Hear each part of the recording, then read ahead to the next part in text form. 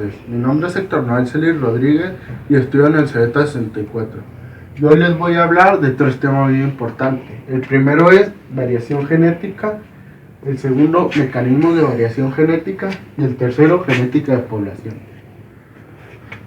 Bueno, muchos de ustedes se preguntarán qué es la variación genética. Bueno, la variación genética se refiere a la variación en el material genético de una población o especie, más para que la selección natural pueda actuar sobre un carácter. Debe haber algo que seleccionar, es decir, varios alelos. Para los que no saben qué es un alelo es cada una de las formas alternativas que puede tener un mismo gen, que se diferencia en su secuencia y que puede manifestar modificaciones concretas. Este puede producir variaciones en características heredadas, como por ejemplo el color de ojos, el color del cabello o el grupo sanguíneo. Además, cuanta más variación hay, más evolución hay. Se ha comprobado matemáticamente, cuantos más alelos existan para un gen, más probabilidad hay que uno de ellos imponga al resto. Esto implica que cuanta más variabilidad genética existe en una población, mayor será el ritmo de la evolución. Esto se conoce como teorema fundamental de la selección natural, que establece y varía en cambios y transformaciones. También existen dos tipos de variación genética: las mutaciones y combinaciones de genes. Bueno, una mutación es cualquier cambio en una secuencia de ADN. Las mutaciones pueden deberse a errores en la replicación del ADN. Las mutaciones no siempre afectan el fenotipo de un organismo, es decir, sus características físicas. También, ahora veamos lo que es la combinación de genes. Esta se debe a la combinación de genes que ocurre durante la reproducción de gametos. Y aquí tenemos algunos ejemplos de variación genética, que sería un ejemplo de la mutación, de los fenotipos, cómo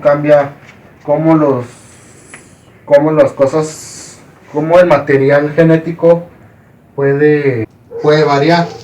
Ahora veamos el tema del mecanismo de variación genética. Sería este. Bueno, la variabilidad genética es una parte fundamental del proceso, ya que la evolución se produce cuando fuerzas selectivas actúan sobre esa variabilidad, haciendo hincapié en diferentes factores. Por ejemplo, la descendencia y diferencias genéticas heredadas que se transmiten a la siguiente generación.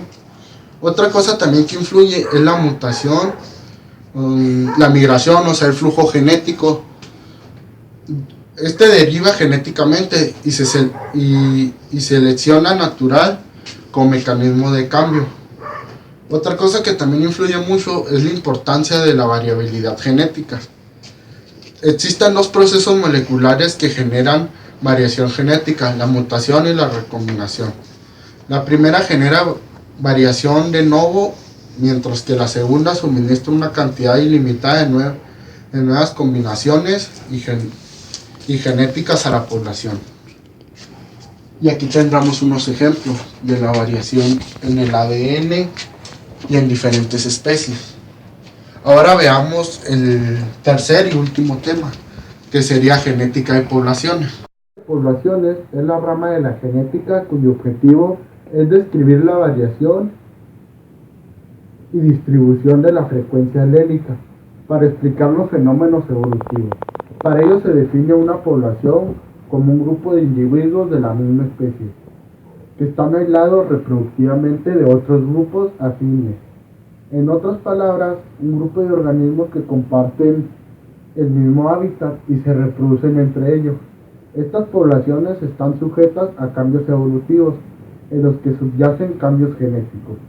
La presencia de variabilidad genética es deseable no solo para mejoramiento genético o conservación de especies, ya que el rol fundamental de la variabilidad genética es ser la materia prima para los procesos evolutivos, y sin variabilidad no hay evolución. Así, la genética de poblaciones es un elemento esencial de la síntesis de la evolutividad moderna, y sus principales fundadores fueron Seward Briggs y Ronald Fisher. Y aquí tenemos unos ejemplos de genótipo de poblaciones. Que sería si hay, por ejemplo, mi padre tiene la nariz grande y mi madre tiene las cejas pobladas. Y yo, por ejemplo, voy a sacar la nariz grande y las cejas pobladas. Y aquí está otro ejemplo de cómo la Brásica oleracea, especie salvaje, fue evolucionando. Por ejemplo, pasó a ser corrábano a coles de Bruselas, de coles de Bruselas a repollo, de repollo a coliflor, de coliflor a brócoli, de brócoli a berza, pero porque en cada una de las evoluciones elegía solamente lo que le iba a hacer falta. Por ejemplo, la selección de yemas laterales, selección de yemas terminales grandes, selección de flores agrupadas en la cabeza, selección de las flores y el tallo, y por ejemplo la selección de las hojas. O sea, no evolucionaron simplemente porque sí, sino porque lo necesitaba. Y bueno, eso sería todo. Espero que me hayan entendido y gracias por escuchar.